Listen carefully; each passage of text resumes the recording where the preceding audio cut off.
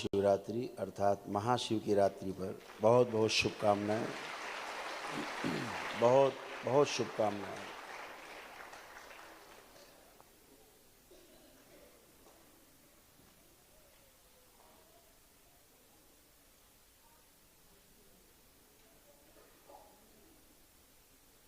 शिव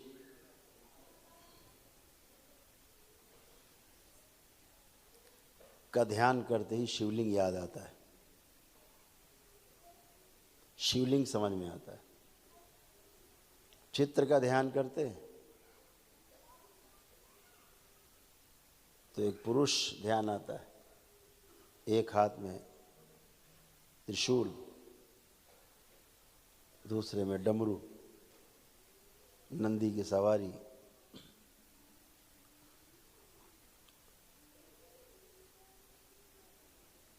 साथ में माँ पार्वती। और विस्तार होता है जब तो श्री गणेश और श्री कार्तिकेय, फिर उनकी सवारियाँ, सब शिव से ही उत्पन्न है। विस्तार करते चले जाओ, उस विस्तार से लेके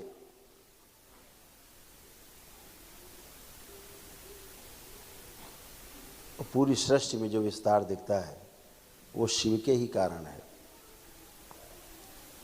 शिव कोई व्यक्ति नहीं है और व्यक्ति हो भी नहीं सकते।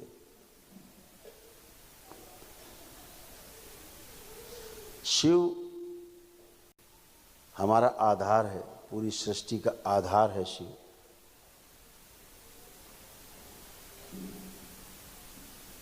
इस सृष्टि में सृजन का जो आधार है वो शिव है और विध्वंस का भी आधार शिव ही है।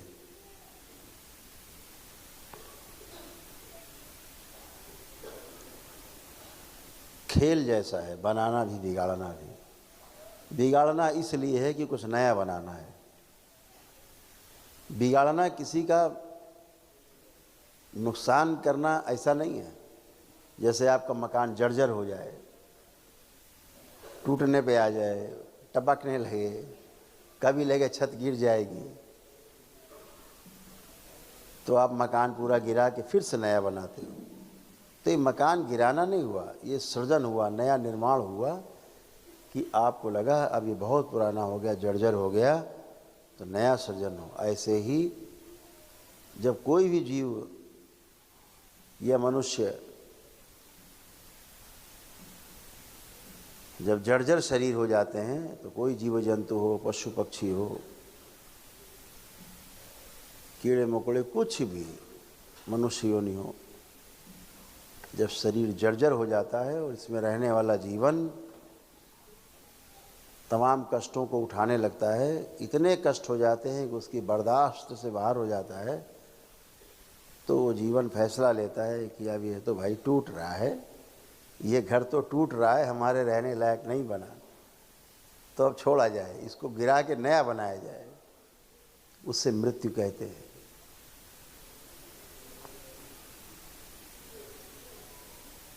तत्काल ही नया जन्म होता है, वो किसी भी योनि में हो, लेकिन जन्म होता है, वो सृजन हो गया।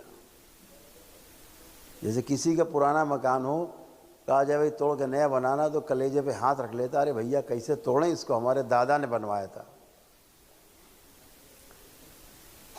बहुत अंदर भय आता है, मोह होता है उससे, अरे ऐसे कैसे टूट जाएगा भाई। जो बड़े दिल वाले होते कहते गिरा दो इसको, नया बनाते हैं। धीरे धीरे बनाएंगे, नया बनाएंगे और फिर से रहेंगे, फिर से कर्तव्यों का पालन करेंगे। तो जीवन में हमें ये बात बहुत अच्छी तरह से समझ लेनी चाहिए कि कुछ भी नुकसान के लिए नहीं है, कुछ भी हानि नहीं है, कुछ भी हानि के लिए नहीं है, सब कुछ लाभ के लिए है।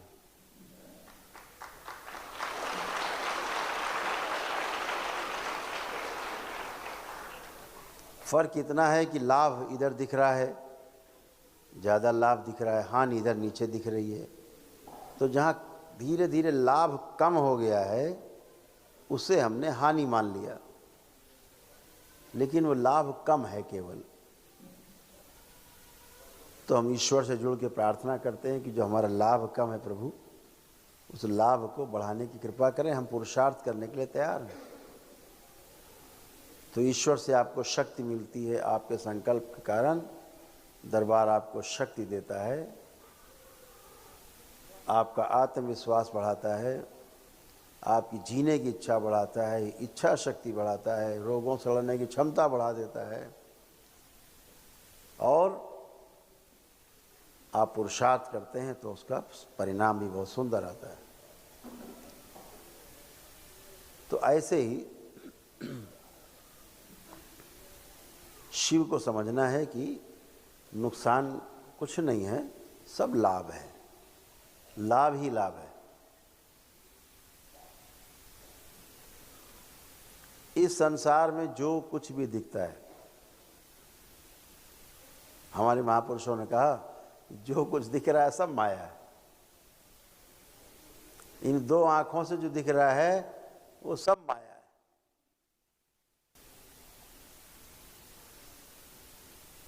हम तो कह रहे हैं जो इस तीसरी आंख से भी लोग देखते हैं ना, 90% उसमें भी माया ही। गुरु भी माया से ग्रस्त है और शिष्य भी माया से ग्रस्त है।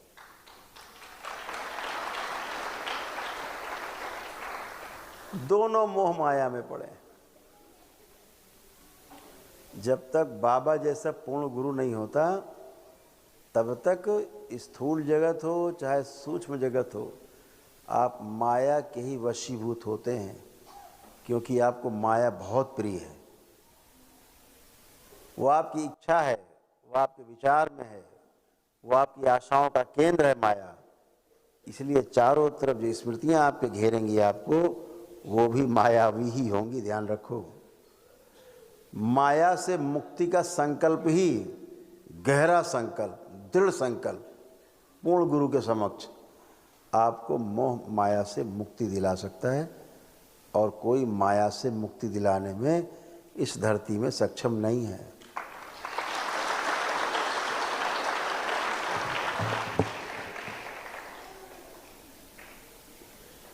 हम बहुत देखते हैं,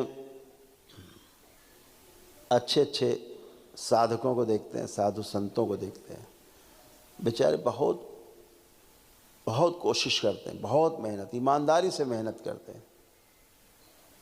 परंपराएं इतना दूषित हो गई हैं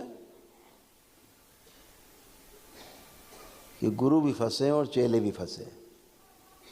साफ दिखता है ये बेचारे कहीं आगे गति नहीं कर पा रहे, इनके चेले भी रोगों कष्टों में, तमाम समस्याओं में फंसे पड़े, तमाम शारीरिक मानसिक आध्यात्मिक कष्ट। कुछ ऐसे भी मिलती हैं परंपराएं जो बहुत शुद्ध है, पवित्र है, लेकिन उंगली में गिनी जाने वाली परंपराएं हैं जो उन महागुरुओं के कारण सुरक्षित हैं, पवित्र हैं। लेकिन कहा जाए कि 99% समस्याएं खड़ी हो गई परंपराओं में। इन परंपराओं को फिर से परिशीलन की आवश्यकता है, पुनः से महागुरुओं को ध्यान देने की आवश्यकता है। क्या कारण है कि तमाम संप्रदायों में, तमाम परंपराओं में जुड़ने के बाद भी कष्ट बने हुए? समस्याएं जाने का नाम नहीं लेती, जितना हटाने की कोशिश करते उतना नज़दीक आती। वैदिक प्रक्रियाएं, जितनी वैदिक अनुष्ठान थे, सब ने तिलांजलि दे दी, कुछ नहीं होता इससे, बताते हैं। अरे दरबार तो एक दिन के अनुष्ठान में 400 प्रकार की स्मृतियां एक दिन में नष्ट कर देता है, जिसकी औषधि संसार में नहीं।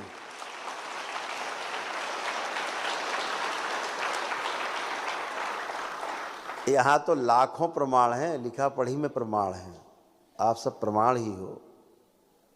जब तक ये मिट्टी का शरीर है तब तक तो रोग कष्ट आते ही जाते रहते हैं नए नए, लेकिन एक अंदर गहरे में भाव रहता है कि कोई भी कष्ट आएगा तो हमारे माँ और बाबा हैं तो सब चला जाएगा, क्षण में एक संकल्प में उड़ जाएगा। दरबार ने इसीलिए आनंद दरबार को सक्रिय किया।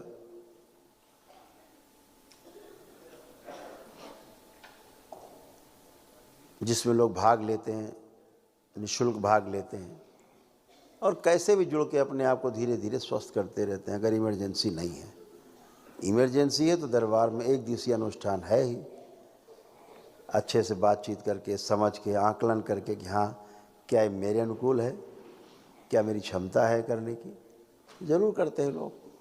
बहुत से लोग आनंद दरबार में आते हैं, उनको पहले आनंद दरबार में इतना लाभ मिलता है, वो कहते नहीं भैया हम तो सीधे एक दिवसीय अनुष्ठान करेंगे, वनडे करेंगे, क्योंकि यहाँ तो आने में इतना लाभ हो गया तो अनुष्ठान में कितना होगा, एक प्रमाण मिलता है।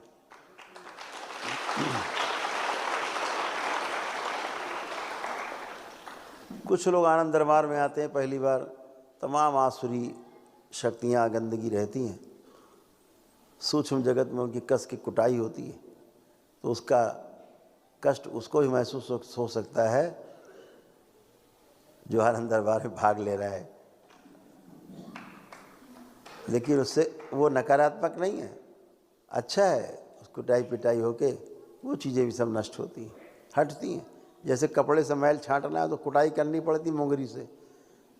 जितनी बच्चियां बैठी हैं सब वो जानती हैं मोंगरी से पीटे बगैर कपड़े से मैल निकलता नहीं, साबुन चाहे जितना लगा लो। ऐसे ही सूक्ष्म जगत में जब तक इनकी कुटाई पिटाई होके उठा उठा पटक पटक के नहीं मारे जाते तब तक ये मैल धुलता नहीं है, बाहर निकलता नहीं है। तो प्रक्रिया है वो, उसमें घबराना नहीं है, जुड़े रहना है। आनंद दरबार के लिए भी शक्ति खोली गई कि भाई आप लोग आएँ और जुड़ो आराम से। जो ध्यान साधना हम कराते हैं, तमाम प्रक्रिया कराते हैं, जो शनिवार का संकल्प है वो तो जो लोग एक दिवसीय अनुष्ठान कर चुके हैं उनके लिए होता है। जो मंगल का संकल्प है, मंगलवार का, वो जो लोग पहली बार जुड़ते हैं उनके लिए होता है। पहली बार जुड़े हैं या अभी प्रक्रिया पूरी नहीं कर पाए हैं उनके लिए। शनिवार का संकल्प उनके लिए जिनका एक दिवसीय अनुष्ठान पूरा है। आपको ये सूचना देते हुए बहुत खुशी हो रही है कि आज दरबार में उस महाशक्ति का आगमन हुआ है जो आपकी ध्यान साधना से आपके कष्टों को दूर करेगी।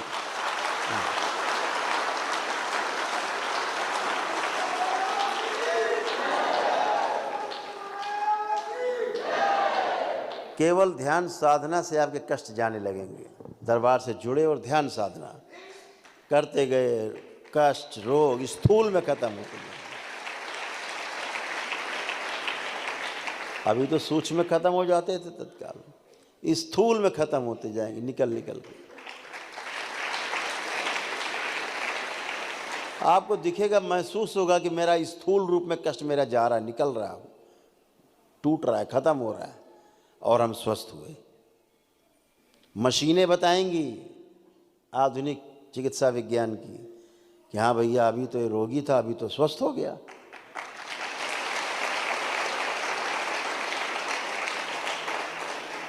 वो दिन दूर नहीं जब सनातन वैदिक परंपरा का, हमारे ऋषि मुनियों के दिए गए विज्ञान का, इस मनुष्य जाति के कल्याण के लिए उनके किए गए श्रम का मूल्यांकन का नहीं, अनुभव का समय आया है।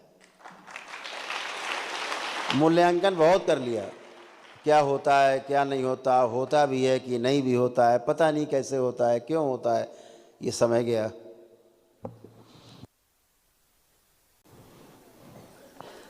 अब समय आया अनुभव का। जैसे आपने दोपहर में ध्यान साधना की, आप देखते हो ना दरबार, टीवी चैनल्स पे लोग बड़ा ऑथेंटिक मानते हैं उन सबको, अच्छी बात है।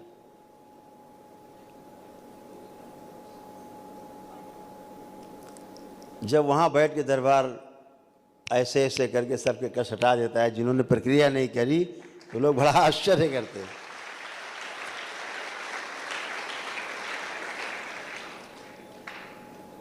जब सही ऊर्जा से आप मिलते हैं, आपका संकल्प तो पहले से बना हुआ है, पैदाइशी संकल्प है कि हम स्वस्थ रहना चाहिए, हमें स्वस्थ रहेंगे, हमें बीमारी स्वीकार नहीं। तो वो संकल्प दरबार सेकंडों में पूरा करा देता है। ऊर्जा दिया दरबार से, पूरा हो गया। उसके पास नहीं ऊर्जा है तो क्या हुआ। तो दरबार की जब वैदिक प्रक्रिया करते हैं तो एक विशाल ऊर्जा, एक विराट ऊर्जा आपके साथ होती है। या आप पद यात्रा करके आते हैं तो भी अनुष्ठान का पुण्य मिलता है आपको। ये आनंद दरबार ज्वाइन करते हैं धीरे धीरे करके, 11 महीने का हर महीने एक आनंद दरबार आपने ज्वाइन किया, आपको अपने आप पुण्य मिलते। दरबार से जुड़े रहे, जिसकी जो मर्जी आई, अपना कभी सिद्धवन ले लिया, कभी प्रज्वलित कर लिया, कि जो भी जिसकी क्षमता है अपना पुण्य मिलते हैं उससे। कोई भी अनुष्ठान यज्ञ करने से आपको उसके पुण्य मिलते ही मिलते हैं, जो आपकी क्षमता है। करें, क्षमता नहीं है तो जुड़े रहें आस्था विश्वास श्रद्धा से, उससे भी आप स्वस्थ होते हैं।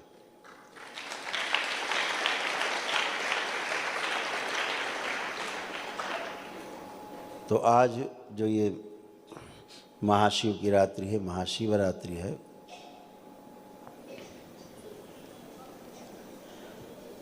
बहुत ही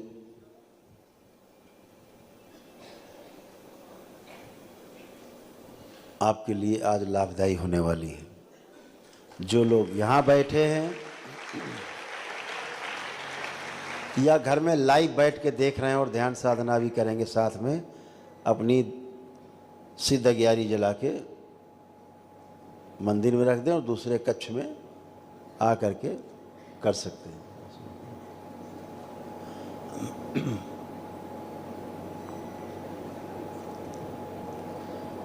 तो उसका लाभ मिलता ही मिलता है। सुबह जितने लोगों ने दरबार में बैठ के ध्यान साधना की है, उनके तमाम कष्ट गए। ऐसे कितने लोग जिनके कष्ट गए सुबह के ध्यान साधना में, देखिए कितने हाथ उठ रहे हैं, लगभग सभी के।